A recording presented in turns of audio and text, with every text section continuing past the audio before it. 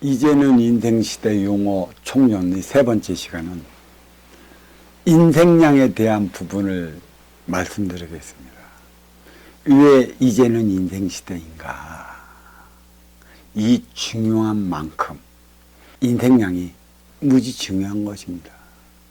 육생은 만족을 위해 산다면 인생은 행복을 위해 살아가는 것이죠. 행복은 인간만이 누리고 영위할 수 있는 차원인 것이에요. 동물들이 행복할까? 만족하는 것이죠. 그러면 그들은 기쁨을 모를까? 기쁨을 압니다. 즐거움을 모를까?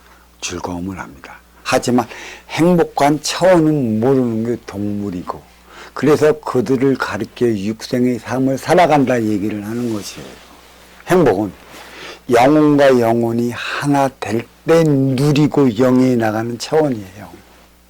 동물은 영혼이 없는 관계로 육신과 육신이 결합하고 육신과 육신이 의지해서 살아가고 육건사를 위해 살아가기 때문에 동물의 차원은 배고프면 먹고 피곤하면 잠듭니다. 왜?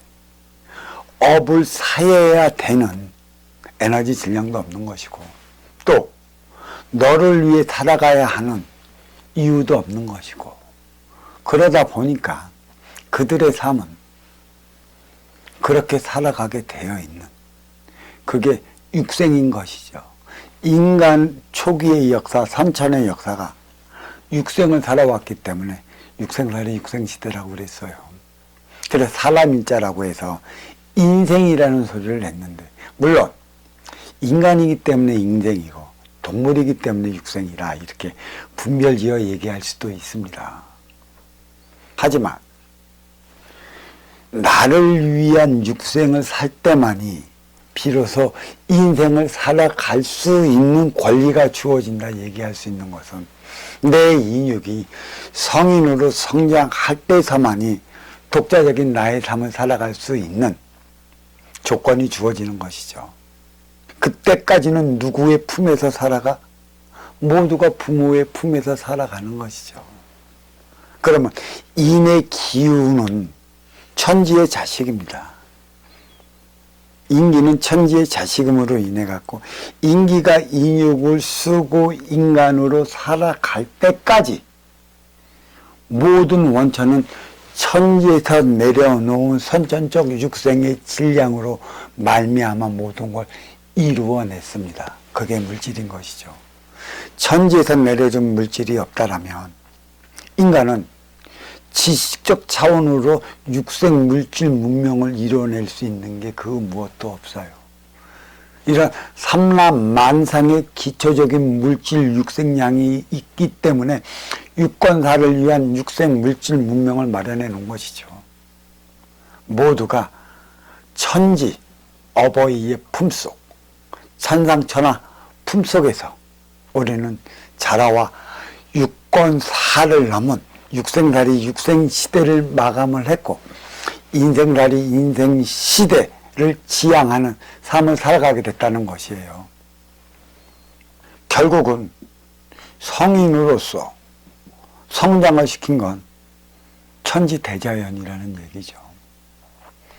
어린 육생 시절 동안에 성인으로 성장하기까지 인간은 부모의 품속에서 자라날 수밖에 없는 것입니다. 너를 위한 차원이 무엇인지 어찌 알겠어요? 육생이 무엇인지 무엇이 어찌 알겠느냐고. 또 너를 위해 살고 싶어도 살 수 있는 재원이 어디에 있고 힘이 어디에 있고 지혜가 어디에서 발현이 되겠어. 부모의 품속에서는 오직 나를 위해서만 살아가야 하는데, 그 나를 위해서 살아가야 할 때 배워야 하는 게 있어요. 성인 시절을 맞이할 것이라.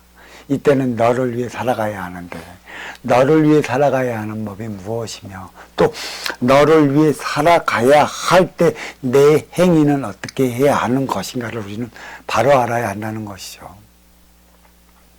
누구나 성인이 되기 전까지는 품속에서 살아갑니다. 천지는 인을 낳듯이 부모는 자식을 낳고, 인과 자식은 하나의 차원이라 이들이 성인으로 성장할 때까지는 철저하게 부모의 품속에서 살아가야 하는 것입니다. 부모는 키워내야 하는 것이고 천지도 키워내야 하는 것이라, 키워냈다면 개체이자 주체의 삶을 살아가야 하는 성인으로 성장한 것인데, 성인으로 성장을 했다라고 한다면 나의 주체적 삶을 살아가야 하는 것이에요. 이 주체적 삶은 나의 업을 사는 때를 맞이한 것이고, 나의 업을 사는 때는 성인 시절에서나 가능하다. 그래서 인간은 성인이 되면 행위 현장 사회로 진출해요. 그러면 행위 현장 사회로 진출하기 전에 우리는 무엇을 마련을 해야 하는가? 에너지 충전소 가정을 마련을 해야 한다는 것이죠. 인간에게 있어 행위 현장 사회에는 어디를 뜻하는가? 그것은 다름 아닌 나의 업을 사는 업사함의 장소가 행위 현장 사회라는 것이죠. 나의 업을 사는. 결국 사회는 어디야? 너를 위해 살아가야 하는 곳이죠. 인간은 내 안에 너와 나의 차원이 자리하고 있다고 했습니다. 행위 현장 사회는 너를 위한 곳이기 때문에 너를 위해 살아가야 하는 곳이라. 생각적 차원의 지식의 물질을 만들려면 이 물질을 통해 너를 위해 살아가는 자는 마음의 차원 지식이 발현이 되면 너와 함께 할 수 있는 것인데, 우리는 과연 너와 나의 차원을 부과시켜 함께 살아갈 수 있는 이가 얼만큼 되느냐는 얘기예요. 이 사회가 업사함의 장소라. 그래서 동물에게는 사회가 없습니다. 왜? 영혼이 없기 때문에. 살아가는 그 자체인 것이죠. 일차적으로 육생을 살아가는 동물과 육생 넘어 인생을 살아가는 인간과의 차이는 여기에 있는 것이에요. 마음 차원에 있고 없음은 무엇으로 돌아가나? 마음 차원이기 때문에 영적 차원 인생을 살아가는 것이고, 마음 차원이 없기 때문에 그 육생 차원, 육생에 머무는 것이라.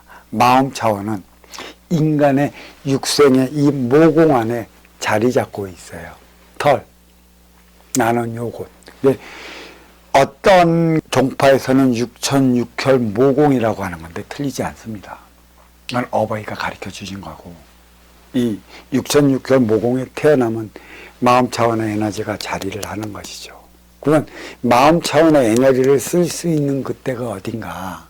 성인이 될 때서만 가능한 것이죠. 그러면 성인이 될 때는 언젠가? 이 지식과 지혜가 발현이 될 때가 성인이라는 얘기죠. 내 육체도 성인으로 크고 지식도 성인으로 컸을 때 마음 차원의 에너지는 발현이 돼요. 그러니까 육천육혈 모공에 똑바로 자리하고 있는 게 마음 차원의 에너지인 것이에요. 어느 쪽으로 치우치면 지혜의 차원이 치우친 것이라 세상 보는 눈이 바르질 않아요. 참 힘들어지는 것이죠.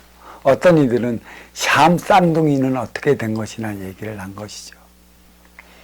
둘이 하나의 마음 차원을 가졌는데 온전하리라 생각하십니까? 그리고 선천적 불구자로 태어난 이들은 어떻게 했느냐고 물어보는 것인데, 육체가 성인으로 올바르게 성장했을 때만이 마음 차원의 지혜가 발현되는데, 육체가 온전치 않다면 마음 차원의 에너지도 한 곳으로 쏠린 것이라 지혜의 발음도 다른 것이에요. 불구가 됐다던가 또 어느 쪽을 못 쓰게 됐더라면 마음 차원의 에너지의 쓰임을 다하지 못하기 때문에 그는 그렇게 되는 순간부터 세상을 바라보는 눈이 달리 나타나는 이유가 여기에 있는 것이에요. 마음 차원의 지혜를 쓰지 못하기 때문에. 선천적인 불구가 있는 것이고 후천적인 불구가 있는 것입니다. 그러니까 선천적인 불구, 후천적인 불구는 다음 기회에 주어진다면 그때 법문을 하기로 하고, 지금 인생양에 대한 법문을 하는 것이기 때문에 인생양 쪽으로 다 들어가 본다면 동물은 온몸에 털이 나여 있습니다. 그래서 그들은 마음 차원의 에너지가 없는 것이죠. 하지만 인간은 몸에 털이 없어요. 마음 차원의 에너지 육천육경 모공에 자리하고 있기 때문에 사방에 따른 사계의 변화에 따라 옷을 갈아입는 것이죠. 사계에 따라 옷을 갈아입는 민족만이 에너지 차원의 분별이 가장 뚜렷이 나타난다고 얘기할 수가 있어요. 그래서 아까 남북은 중심잡이 질량이라고 했습니다. 북쪽으로 올라가면 올라갈수록 남쪽으로 내려가면 내려갈수록 사계의 질량이 나타나지 않기 때문에 이들은 중심잡이 질량으로 인해 갖고 지혜의 발현이 뚜렷이 나타나지 않는다는 것이죠.